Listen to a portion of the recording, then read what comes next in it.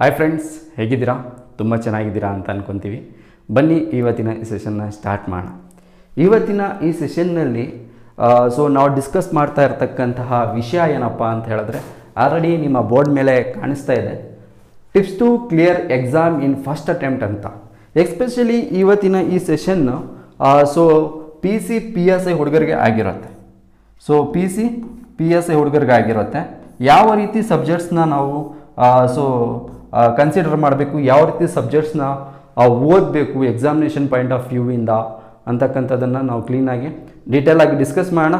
ಇನ್ನೊಂದೇನಪ್ಪ ಅಂತ ಹೇಳಿದ್ರೆ, ನಮ್ಮೆಲ್ರಿಗೂ ಗೊತ್ತೇ ಇದೆ, ಸ್ಟ್ರೆಸ್ ಅಂತಕ್ಕಂಥದ್ದು ಎಷ್ಟು ನಮ್ಮ ಬ್ರೈನ್ನ ಹ್ಯಾಕ್ ಮಾಡುತ್ತೆ, ನಮ್ಮ ಬ್ರೈನ್ನ ಪ್ರಾಪರಾಗಿ ಫಂಕ್ಷನ್ ಮಾಡಲಿಕ್ಕೆ ಬಿಡಲ್ಲ, ನಮ್ಮ ಪ್ರೊಡಕ್ಟಿವಿಟಿಯನ್ನು ಕುಗ್ಗಿಸುತ್ತೆ.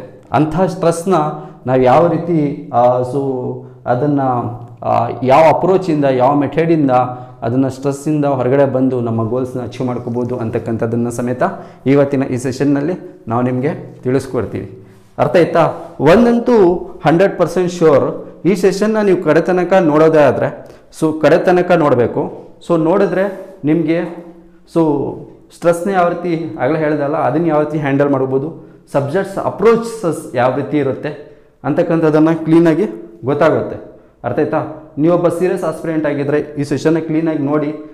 ತುಂಬ ಇಂಪಾರ್ಟೆಂಟ್ ಆಗಿರ್ತಕ್ಕಂತಹ ಸೆಷನ್ ಆಗಿರುತ್ತೆ. ಅರ್ಥ ಆಯ್ತಾ? ಹಾಗಾದರೆ ಬನ್ನಿ ಗೆಳೆಯರೆ, ಸ್ಟಾರ್ಟ್ ಮಾಡೋಣ ಇವತ್ತಿನ ಈ ಸೆಷನ್.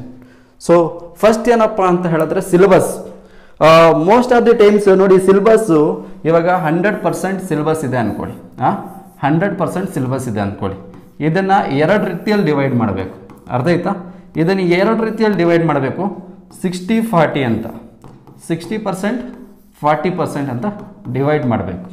ಅರ್ಥ ಆಯ್ತಾ? ಏನಿದು 60-40 ಅಂತ ಹೇಳಿದ್ರೆ, ನೋಡಿ, ಇವಾಗ ಯಾವುದೇ ಎಕ್ಸಾಮ್ಸ್ ತಗೊಳ್ಳಿ, PC ಆಯಿತು, PSI ಆಯಿತು, SD ಆಯಿತು, FD ಆಯಿತು, KS ಆಯಿತು, UPSC ಆಯಿತು, ಇವುಗಳಲ್ಲಿ ಮ್ಯಾಕ್ಸ್ ಸಿಲೆಬಸ್ಸು ಸೇಮ್ ಇರುತ್ತೆ.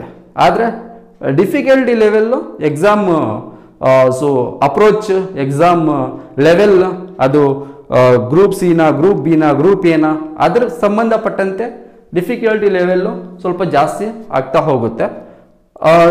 ಮತ್ತು ಯಾರು ಅದನ್ನು ಅಪ್ಲೈ ಮಾಡ್ತಾ ಇದ್ದಾರೆ, ಸೆಕೆಂಡ್ PUC ಬೇಸ್ಡ್ ಮೇಲೆನಾ, ಇಲ್ಲಾಂದರೆ ಡಿಗ್ರಿ ಬೇಸ್ಡ್ ಮೇಲೆನಾ ಅಂತಕ್ಕಂಥದ್ದು ಪ್ರತಿಯೊಂದು ಮ್ಯಾಟ್ರ್ ಮಾಡುತ್ತೆ. ಅರ್ಥ ಆಯ್ತಾ? ಸಿಲೆಬಸ್ ಮಾತ್ರ ಹೆಚ್ಚು ಕಡಿಮೆ ಎಲ್ಲ ಸೇಮೇ ಇರುತ್ತೆ. ಆದರೆ ಇವಾಗ ನಾವು ಇದನ್ನು 60-40ನಲ್ಲಿ ಡಿವೈಡ್ ಮಾಡಬೇಕು. ನೀವು ಯಾವುದೇ ಎಕ್ಸಾಮ್ ಬರಿತಾ ಇರಲಿ, ಅದರ ಓಲ್ಡ್ ಕ್ವಶನ್ ಪೇಪರ್ಸ್ ಎತ್ಕೊಂಡು ನೋಡಿ, 10 years ನಿಮಗೆ ಗೊತ್ತಾಗುತ್ತೆ. ಈಗ 60% ಸಿಲೆಬಸ್ ಇದೆ ಅಲ್ಲ, ಅಲ್ಲಲ್ಲೇ ಸುತ್ತಾಡ್ತಾ ಇರುತ್ತೆ. ಸಪೋಸ್ ಇವಾಗ ಹೇಳೋದಾದರೆ ಹಿಸ್ಟ್ರಿನ ತಗೊಳ್ಳಿ, ಹಿಸ್ಟ್ರಿ ಅರ್ಥ ಆಯ್ತಾ? ಹಿಸ್ಟ್ರಿನಲ್ಲಿ ಏನಪ್ಪ ಅಂತ ಹೇಳಿದ್ರೆ, ಹಿಸ್ಟ್ರಿ ಆಯ್ತಲ್ಲ, ಹಿಸ್ಟ್ರಿನಲ್ಲಿ ಏನಪ್ಪ ಅಂತ ಹೇಳಿದ್ರೆ, ಪ್ರತಿಯೊಂದು ಸರಿನೂ ಸಿಂಧೂ ನಾಗರಿಕತೆ ಬಗ್ಗೆ ಇರುತ್ತೆ. ಸಿಂಧೂ ನಾಗರಿಕತೆ ಬಗ್ಗೆ ಇರುತ್ತೆ. ಮತ್ತು ಇಲ್ಲಿ ನೋಡಿ, ವೇದಗಳ ಕಾಲದ ನಾಗರಿಕತೆ ಬಗ್ಗೆ ಇರುತ್ತೆ. ವೇದಗಳ ಕಾಲದ ನಾಗರಿಕತೆ ಬಗ್ಗೆ ಇರುತ್ತೆ. ಮತ್ತು ಇನ್ನೊಂದೇನಪ್ಪ ಅಂತ ಹೇಳಿದ್ರೆ, ಇಲ್ಲಿ ಮೌರ್ಯರ ಬಗ್ಗೆ ಇರುತ್ತೆ. ಮೌರ್ಯರ ಬಗ್ಗೆ, ಚಂದ್ರಗುಪ್ತ ಮೌರ್ಯ, ಕೌಟಿಲ್ಯ, ಅಶೋಕನ ಬಗ್ಗೆ ಕ್ವಶನ್ಸು ಮ್ಯಾಕ್ಸಿಮಮ್ ಬರ್ತಾನೆ ಇರುತ್ತೆ. ಅದಾದ ನಂತರ ಗುಪ್ತರ ಮೇಲೆ ಗುಪ್ತರು ಇವ್ರ ಮೇಲೆ ಕ್ವಶನ್ಸ್ ಇರುತ್ತೆ. ಮತ್ತು ಕುಶಾಣರ ಮೇಲೇನು, ಕಾನಿಷ್ಕನ ಬಗ್ಗೆನೂ ಕ್ವಶನ್ಸ್ ಇರುತ್ತೆ. ಕುಶಾಣರು ಹಾಗಾದರೆ ಇನ್ನು ಈ ರೀತಿ ಕೆಲವೊಂದು ಇಂಪಾರ್ಟೆಂಟ್ ಚಾಪ್ಟರ್ಸ್ ಆಗುತ್ತೆ. ಏನ್ಷಿಯಂಟ್ ಹಿಸ್ಟ್ರಿನಲ್ಲಿ ಈ ರೀತಿ ಕ್ವಶನ್ಸ್ ಬರುತ್ತೆ. ಇದಕ್ಕಿಂತ ಮುಂಚೆ ಶಿಲಾಯುಗದ ಮೇಲೇನೂ ಕ್ವಶನ್ಸ್ ಬರ್ತಾರೆ. ಶಿಲಾಯುಗದ ಮೇಲೇನೂ ಕ್ವಶನ್ ಕೇಳ್ತಾನೆ. ಶಿಲಾಯುಗ, ಶಿಲಾಯುಗದ ಮೇಲೆ ಹಳೆ ಶಿಲಾಯುಗ, ಮಧ್ಯ ಶಿಲಾಯುಗ, ನವಶಿಲಾಯುಗ, ಅಲ್ಲಿ ಅವರ ಕಸಬುಗಳು ಯಾವ್ದಾಗಿತ್ತು, ಅವು ಆಯುಧಗಳನ್ನು ಯಾವ ರೀತಿ ಯೂಸ್ ಮಾಡ್ತಾ ಇದ್ರು, ಈ ರೀತಿ ಕ್ವಶನ್ಸ್ ಬರುತ್ತೆ. ನಾವು ಈ ರೀತಿ ಸ್ಮಾರ್ಟ್ ವರ್ಕ್ ಮಾಡಬೇಕಾಗುತ್ತೆ ಗೆಳೆಯರೆ.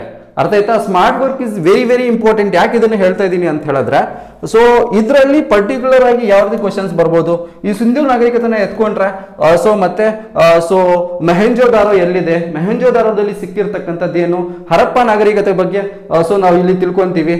ಮತ್ತೆ ಇಲ್ಲಿ ಚಾನ್ಹೋದಾರೋ ಅಂತ ಬರುತ್ತೆ. ಸೊ ಹರಿಯಾಣದಲ್ಲಿ ಕೆಲವೊಂದು ಸೈಟ್ಸ್ ಇದೆ, ಪಾಕಿಸ್ತಾನದಲ್ಲಿ ಕೆಲವೊಂದು ಸೈಟ್ಸ್ ಇದೆ. ಸೊ ಮತ್ತೆ ಉತ್ತರದಲ್ಲಿ ಯಾವುದಿದೆ, ಸೊ ಇದರ ದಕ್ಷಿಣದ ಸೊ ಉತ್ತರದಲ್ಲಿ ಯಾವುದಿದೆ, ಪೂರ್ವದಲ್ಲಿ ಯಾವುದಿದೆ, ಪಶ್ಚಿಮದಲ್ಲಿ ಯಾವುದಿದೆ, ದಕ್ಷಿಣದಲ್ಲಿ ಯಾವುದಿದೆ, ಈ ರೀತಿ ಪ್ಲೇಸಸ್ನೆಲ್ಲ ನಾವು ನೋಡ್ಕೋಬೇಕಾಗುತ್ತೆ. ತುಂಬಾ ಇಂಪಾರ್ಟೆಂಟ್ ಇವು ಎಕ್ಸಾಮಿನೇಷನ್ ಪಾಯಿಂಟ್ ಆಫ್ ವ್ಯೂ ಇಂದ. ವೇದಗಳ ಕಾಲಘಟ್ಟದ ನಾಗರಿಕತೆ ಸಮೇತ ತುಂಬಾ ಇಂಪಾರ್ಟೆಂಟ್ ಆಗುತ್ತೆ. ಇಲ್ಲಿ ಉಪನಿಷತ್ತುಗಳು ಬರುತ್ತೆ, ಉಪನಿಷತ್ತುಗಳು, ಅರಣ್ಯಕಗಳು, ಉಪನಿಷತ್ತು ಅರಣ್ಯಕಗಳು ಸೊ ಮತ್ತೆ ಸೊ ಇಲ್ಲಿ ಸೊ ಕೆಲವೊಂದು ವೇದಗಳು ಬರುತ್ತೆ, ಋಗ್ವೇದ, ಸಾಮವೇದ, ಅಥರ್ವವೇದ, ಸೊ ಮತ್ತೆ ಯಜುರ್ವೇದ ಅಂತ ಅತ್ಯಂತ ಹಳೆ ವೇದ ಯಾವುದು, ಇವೆಲ್ಲ ಕ್ವಶನ್ಸ್ ಬರ್ತಾ ಇರುತ್ತೆ. ಇವುಗಳ ಮೇಲೆ ಇನ್ನು ಸ್ವಲ್ಪ ಡೀಪ್ ಆಗಿ ನಾವು ಸ್ಟಡಿ ಮಾಡಬೇಕಾಗುತ್ತೆ. ಮೌರ್ಯರ ಬಗ್ಗೆ ಸೊ ಇದೊಂದು ಟಾಪಿಕ್ ನೋಡಿ, ಇದೊಂದು ಟಾಪಿಕ್. ಸೊ ಮತ್ತೆ ಈ ರೀತಿ ಇನ್ನ ಕೆಲವೊಂದು ಇರ್ತವೆ ಇಂಪಾರ್ಟೆಂಟ್ ಆಗಿರ್ತಕ್ಕಂಥದ್ದು. ಮತ್ತೆ ನಮ್ಮ ಕರ್ನಾಟಕ ಹಿಸ್ಟ್ರಿನಲ್ಲೂ ಆಯ್ತು, ಮತ್ತೆ ನಮ್ಮ ಸೊ ಮಾಡರ್ನ್ ಹಿಸ್ಟ್ರಿ, ಸ್ವತಂತ್ರ ಸಂಗ್ರಾಮ, ಮತ್ತೆ ಅದರಲ್ಲಿ ಮಂದಗಾಮಿಗಳು, ತೀವ್ರಗಾಮಿಗಳು, ಇದರಲ್ಲಿ ಇಂಪಾರ್ಟೆಂಟ್ ಆಗಿರ್ತಕ್ಕಂಥ ಚಾಪ್ಟರ್ಸು ಅಮ್ಮಮ್ಮ ಅಂದ್ರೆ ಒಂದು ಸೊ ಒಂದು 20 ಟಾಪಿಕ್ಗಳು ಇರ್ಬೋದು. 20 ಟಾಪಿಕ್ಗಳನ್ನ ಯಾವ ರೀತಿ ನೀವು ಓದ್ಬೇಕು ಅಂತ ಹೇಳಿದ್ರೆ ಡೆಪ್ತ್ ಆಗಿ ಓದ್ಬೇಕು. ಇವಾಗ ಶಿಲಾಯುಗದ ಬಗ್ಗೆ ಓದ್ತಾ ಇದ್ದೀರಾ ಅಂದ್ರೆ ಡೆಪ್ತ್ ಆಗಿ ತಿಳ್ಕೊಂಡಿರ್ಬೇಕು. ಈ ಸಿಂಧು ನಾಗರಿಕತೆ ಬಗ್ಗೆ ಓದ್ತಾ ಇದ್ದೀರಾ ಅಂದ್ರೆ ಡೆಪ್ತ್ ಆಗಿ ತಿಳ್ಕೊಂಡಿರ್ಬೇಕು. ಸೊ ಅರ್ಥ ಆಯ್ತಾ? ನೋಡಿ ಇಲ್ಲಿ ಏನ್ ಬರ್ದಿದೀವೋ ಅದರಲ್ಲಿ ಇನ್ಯಾವುದಾದ್ರೂ ಎಕ್ಸಾಮ್ ಬರಲಿ, ಮ್ಯಾಕ್ಸಿಮಮ್ ಮೋರ್ ದೆನ್ 90% ಇದ್ರ ಮೇಲೆ ಕ್ವಶನ್ಸ್ ಇದ್ದೇ ಇರುತ್ತೆ, ಇನ್ನೂ ಇರುತ್ತೆ. ಈ ರೀತಿ ಪ್ರತಿಯೊಂದು ಚಾಪ್ಟರ್ನ ಪ್ರತಿಯೊಂದು ಸಬ್ಜೆಕ್ಟ್ನಲ್ಲೂ 20 ಇಂದ 25 ಟಾಪಿಕ್ಸ್ ಅಂತ ಡೆಪ್ತ್ ಆಗಿ ಮಾಡ್ಕೊಂಡ್ಬಿಟ್ರೆ ಸೊ ಎಕ್ಸಾಮ್ಸ್ ನಾವು ಈಸಿಯಾಗಿ ಕ್ಲಿಯರ್ ಮಾಡ್ಕೋಬಹುದು. ಇದೇ ರೀತಿ ನೋಡಿ, ಇವಾಗ ಸಂವಿಧಾನ ಅಂತ ತಗೊಳ್ಳಿ. ನೋಡಿ ಗೆಳೆಯರೆ, ಯಾವುದೇ ಸಬ್ಜೆಕ್ಟ್ಸ್ ಎತ್ಕೊಂಡ್ರು ನೀವು ಅದನ್ನ ಸೊ ಕರೆಕ್ಟಾಗಿ ಪರ್ಫೆಕ್ಟಾಗಿ ಓದಿ ಮುಗಿಸ್ಬೇಕಂದ್ರೆ ಮಿನಿಮಮ್ 1 year ಬೇಕು. ಆದರೆ ನಮ್ಮ ಇಲ್ಲಿ ಉದ್ದೇಶ ಏನಪ್ಪಾ ಅಂತ ಹೇಳಿದ್ರೆ ನಮಗೆ ಜಾಬ್ ಆಗಬೇಕು. ಅರ್ಥ ಆಯ್ತಾ? ಸ್ಮಾರ್ಟ್ ವರ್ಕ್ ಮಾಡಬೇಕು, ಸ್ಮಾರ್ಟ್ ವರ್ಕ್ ಆಗಲೇ ಜಾಬ್ ಆಗಕ್ಕೆ ಸಾಧ್ಯ ಆಗುತ್ತೆ. ಅರ್ಥ ಆಯ್ತಾ? ಸಂವಿಧಾನದಿಂದ ಎರವಲುಗಳು ಅಂತ ಬರುತ್ತೆ, ಎರವಲುಗಳ ಮೇಲೆ ಕ್ವಶನ್ ಬರ್ತಾನೆ ಇರುತ್ತೆ. ಸೆಕೆಂಡ್ ಏನಪ್ಪಾ ಅಂದ್ರೆ ಹೇಳಿದ್ರೆ ಸಪೋಸ್ ಒಂದು ಎಕ್ಸಾಮಲ್ಲಿ ಮಿಸ್ ಆದ್ರೆ ನೆಕ್ಸ್ಟ್ ಎಕ್ಸಾಮಲ್ಲಿ ಇದ್ರ ಮೇಲೆ ಕ್ವಶನ್ ಬಂದಿರುತ್ತೆ. ಅಷ್ಟೊಂದು ಇಂಪಾರ್ಟೆಂಟ್ ಆಗಿರ್ತಕ್ಕಂಥ ಟಾಪಿಕ್ ಇದಾಗಿರುತ್ತೆ. ಸೊ ಅರ್ಥ ಆಯ್ತಾ? ಇದು ನೆಕ್ಸ್ಟ್ ಇದೆ. ಇನ್ನೊಂದೇನಪ್ಪಾ ಅಂತ ಹೇಳಿದ್ರೆ ಸಂವಿಧಾನ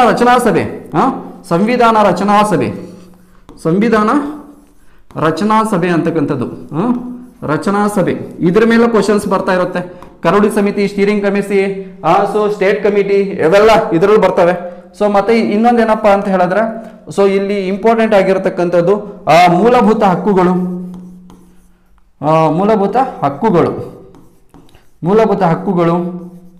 ಮತ್ತೆ ಇನ್ನೊಂದೇನಪ್ಪಾ ಅಂತ ಹೇಳಿದ್ರೆ ಇಲ್ಲಿ ಇದಕ್ಕಿಂತ ಮುಂಚೆ ಪ್ರಸ್ತಾವನೆ ಅಂತ ಬರುತ್ತೆ, ತುಂಬಾ ಇಂಪಾರ್ಟೆಂಟ್ ಆಗಿರ್ತಕ್ಕಂಥದ್ದು ಇದು, ಪ್ರಸ್ತಾವನೆ ಅಂತ ಬರುತ್ತೆ. ಮತ್ತೆ ಇನ್ನೊಂದೇನಪ್ಪಾ ಅಂತ ಹೇಳಿದ್ರೆ ಇಲ್ಲಿ ಮೂಲಭೂತ ಇದು DPSP, ಇದ್ರ ಮೇಲೆ ಕ್ವಶನ್ಸ್ ಡೈರೆಕ್ಟ್ ಆಗಿ ಇಂಡೈರೆಕ್ಟ್ ಆಗಿ ಅಪ್ಲೈಡು ಬರುತ್ತೆ. DPSP ಮೇಲೆ ಬರುತ್ತೆ ಕ್ವಶನ್ಸು. ಮತ್ತೆ ಇನ್ನೊಂದೇನಪ್ಪಾ ಅಂತ ಫಂಡಮೆಂಟಲ್ ಡ್ಯೂಟೀಸ್, FD, ಮೂಲಭೂತ ಕರ್ತವ್ಯಗಳ ಮೇಲೆ ಕ್ವಶನ್ಸ್ ಬರುತ್ತೆ, ಕರ್ತವ್ಯಗಳು. ಅರ್ಥ ಆಯ್ತಾ? ಸೊ ಮತ್ತೆ ಇನ್ನೊಂದೇನಪ್ಪಾ ಅಂತ ಹೇಳಿದ್ರೆ ಇಲ್ಲಿ ಸೊ ಇಷ್ಟಾಯ್ತು. ಇನ್ನ ಕೆಲವೊಂದು ಇಂಪಾರ್ಟೆಂಟ್ ಇರುತ್ತೆ. ಮತ್ತೆ ಇನ್ನೊಂದೇನಪ್ಪಾ ಅಂತ ಹೇಳಿದ್ರೆ ಇಲ್ಲಿ ಪೊಲಿಟಿನ ಓದ್ಬೇಕಾದ್ರೆ ಇವಾಗ ನೋಡಿ, ಸೊ ಇವಾಗ ಕೇಂದ್ರ ಸರ್ಕಾರದ ಬಗ್ಗೆ ಸ್ಟಡಿ ಮಾಡ್ತಾ ಇದ್ದೀವಿ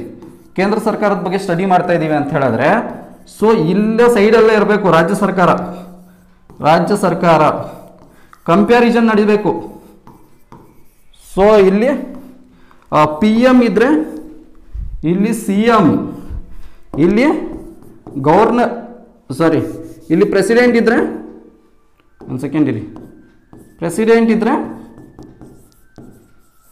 ಇಲ್ಲಿ ಗವರ್ನರ್.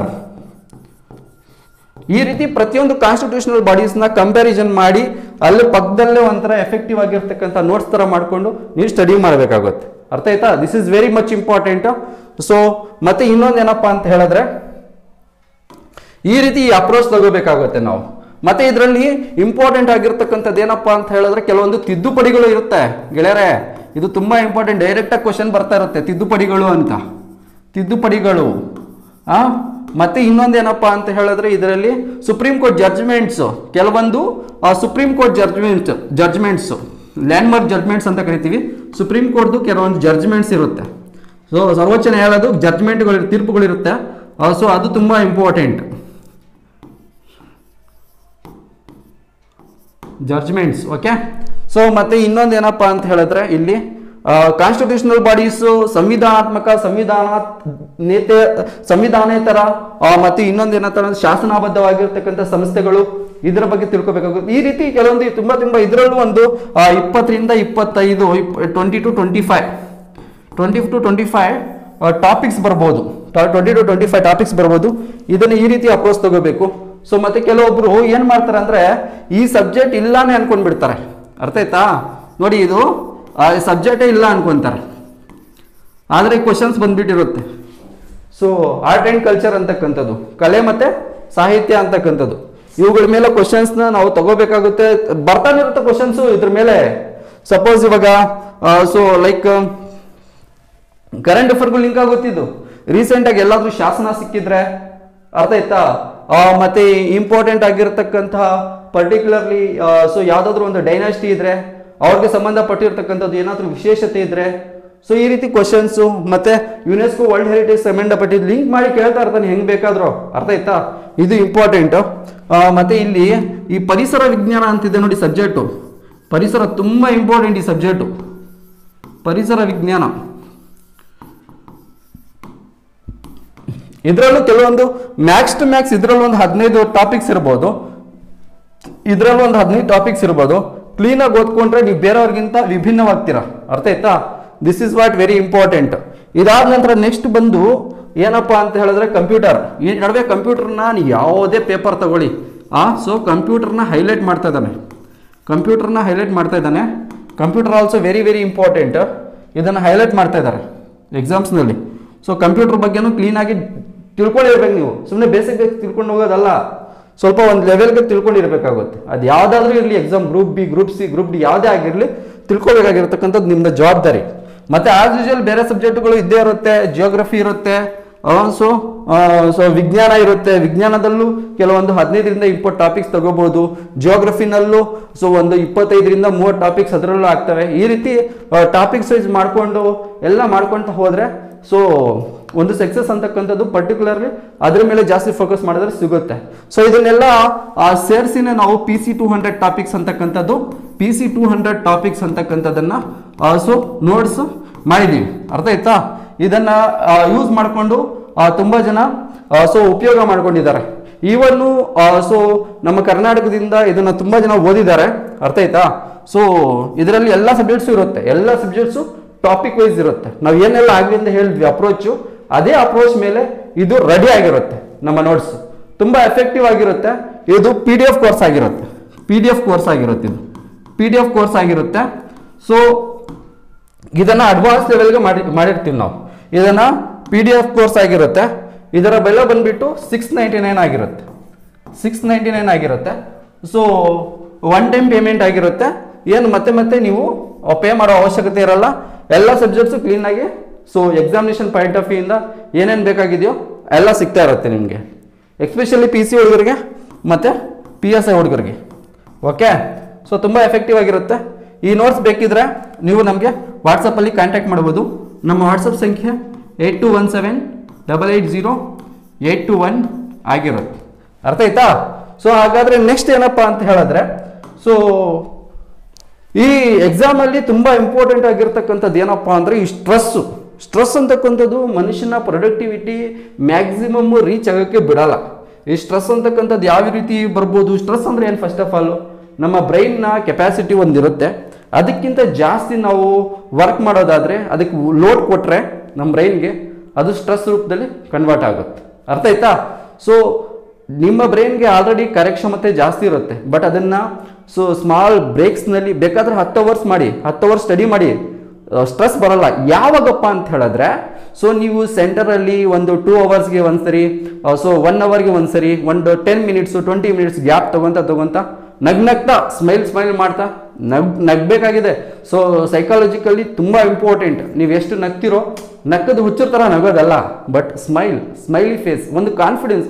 ಸ್ಮೈಲಿ ಫೇಸು ಇದ್ರೆ ಒಂದು ಕಾನ್ಫಿಡೆನ್ಸ್ ಬಿಲ್ಡ್ ಆಗುತ್ತೆ ನಿಮ್ಮಲ್ಲಿ ಕಾನ್ಫಿಡೆನ್ಸ್ ಬಂದರೆ ಆಟೋಮೆಟಿಕ್ಕಾಗಿ ನೀವು ಎಂಥ ಕೆಲಸನೂ ಆಗಲಿ ಈಸಿಯಾಗಿ ಮಾಡ್ತೀರಾ. ಅರ್ಥ ಆಯ್ತಾ? ಇದು ಇಂಪಾರ್ಟೆಂಟ್ ಆಗಿರುತ್ತೆ.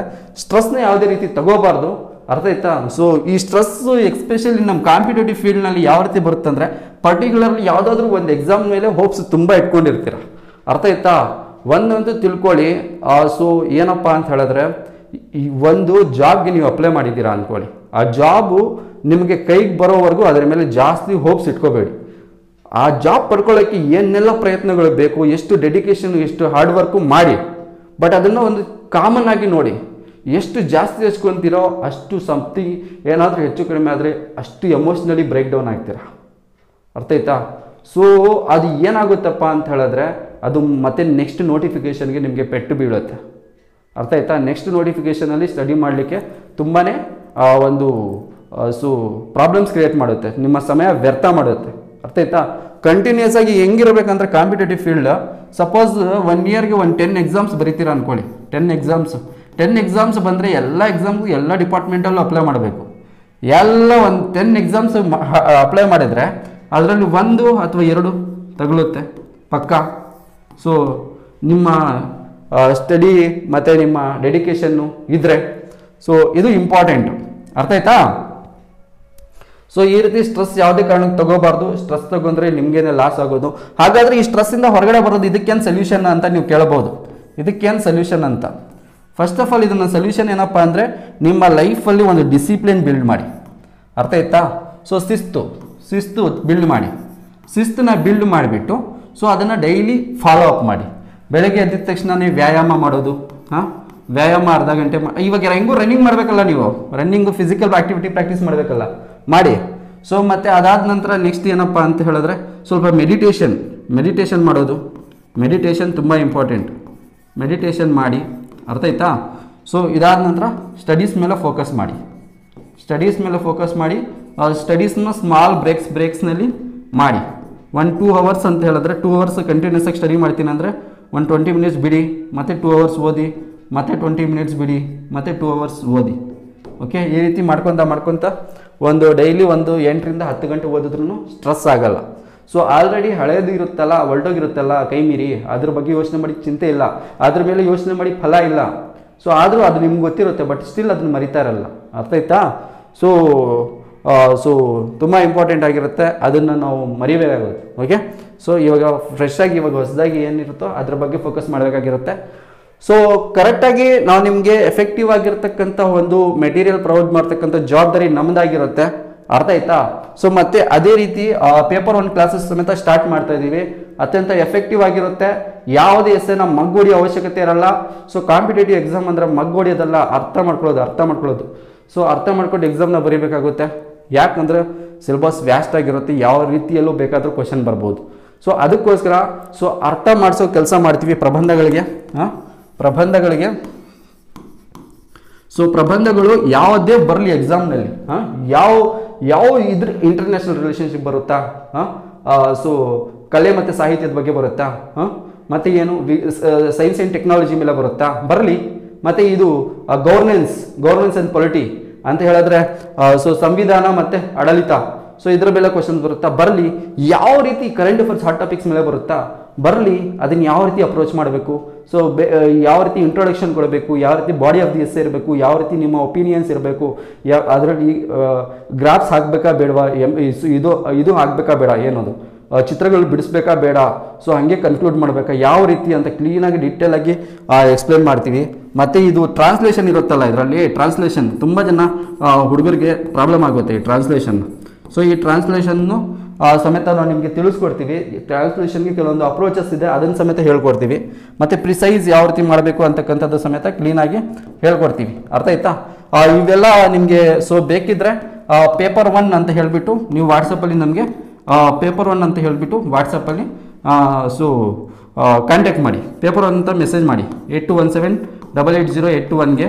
ಮತ್ತು PC 200 ಟಾಪಿಕ್ಸ್ ಬೇಕಿದ್ರೆ PC 200 ಟಾಪಿಕ್ಸ್ ಅಂತಕ್ಕಂಥದ್ದು ಟೈಪ್ ಮಾಡಿಬಿಟ್ಟು ಇದೇ ನಂಬರ್ಗೆ ಸೆಂಡ್ ಮಾಡಿ. ಅರ್ಥ ಆಯ್ತಾ? ಇದು ಹೆಸರಿಗೆ ಮಾತ್ರ PC200 ಟಾಪಿಕ್ಸ್. ಇದು ಅತ್ಯಂತ ವರ್ತ್ ಇರುತ್ತೆ. ಇದನ್ನ ಕ್ಲೀನಾಗಿ ನೀವು ಯೂಸ್ ಮಾಡ್ಕೊಳ್ಳೋದಾದ್ರೆ ಸೊ ಇದನ್ನ ಬೆನಿಫಿಟ್ ತಗೊಂಡು ತುಂಬ ಜನ ಸೊ ಒಂದು ಒಳ್ಳೆ ಸೊ ಒಪಿನಿಯನ್ ಕೊಟ್ಟಿದ್ದಾರೆ ಇದರ ಬಗ್ಗೆ. ಅರ್ಥ ಆಯ್ತಾ? ಇದನ್ನು ಸಮೇತ ನೀವು ಸಮೇತ ಬೇಕಿದ್ರೆ ಅದಕ್ಕೆ ಕಾಂಟ್ಯಾಕ್ಟ್ ಮಾಡ್ಬೋದು. ಸೊ ಹಾಗಾದ್ರೆ ಗೆಳೆಯರೆ, ಇದನ್ನ ಕ್ಲೀನಾಗಿ ಯೂಸ್ ಮಾಡ್ಕೊಳ್ಳೋದಾದ್ರೆ ನೀವು ಆರಾಮಾಗಿ ಎಫೆಕ್ಟಿವ್ ಆಗಿದ್ದು ಸ್ಟ್ರೆಸ್ ಫ್ರೀ ಆಗಿ ಸ್ಟಡಿ ಮಾಡಿ ಸೊ ಒಂದು ಆರಾಮಾಗಿ ಒಂದು ಜಾಬ್ ತಗೋಬೋದು. ನಿಮ್ಮ ಡೆಡಿಕೇಶನ್ ಇಂಪಾರ್ಟೆಂಟು ಮತ್ತು ರೈಟ್ ಅಪ್ರೋಚ್ ಇಂಪಾರ್ಟೆಂಟ್. ನೀವು ಡೆಡಿಕೇಶನ್ ತೋರಿಸ್ಬೇಕು, ನಾವು ರೈಟ್ ಅಪ್ರೋಚ್ ನಿಮಗೆ ತೋರಿಸ್ತೀವಿ. ಅದನ್ನು ನೀವು ಫಾಲೋ ಮಾಡ್ಕೊಂಡ್ರೆ ನಿಮ್ಮ ಕನ್ಸಿಸ್ಟೆನ್ಸಿ, ನಿಮ್ಮ ಡೆಡಿಕೇಶನ್ ಇದ್ದರೆ ನಿಮ್ಮ ಜೊತೆ. ಇನ್ನೊಂದು ಏನಪ್ಪ ಅಂದರೆ ನಮ್ಮ ಸೋಷಿಯಲ್ ಮೀಡಿಯಾ ಹ್ಯಾಂಡಲ್ಸ್ ಇದೆ. ಸೊ ಈ ವಿಡಿಯೋ ಕೆಳಗಡೆ ಡಿಸ್ಕ್ರಿಪ್ಷನಲ್ಲಿ ಲಿಂಕ್ ಹಾಕಿರ್ತೀವಿ. ವಾಟ್ಸಪ್ ಗ್ರೂಪ್ಸ್ ಆಯಿತು, ಮತ್ತು ನಮ್ಮ ಇನ್ಸ್ಟಾ ಪೇಜಸ್ ಇದೆ. ಸೊ ಅದಕ್ಕೆ ಸಮೇತ ನೀವು ಜಾಯ್ನ್ ಆಗಿ, ಸೊ ಅಲ್ಲಿ ನಿಮಗೆ ಅಪ್ಡೇಟ್ ಸಿಗ್ತಾ ಇರುತ್ತೆ ಗೆಳೆಯರೆ. ಹಾಗಾದರೆ ಮೀಟ್ ಆಗೋಣ ನೆಕ್ಸ್ಟ್ ಸೆಷನಲ್ಲಿ. ಅಲ್ಲಿವರೆಗೂ ಟೇಕ್ ಕೇರ್.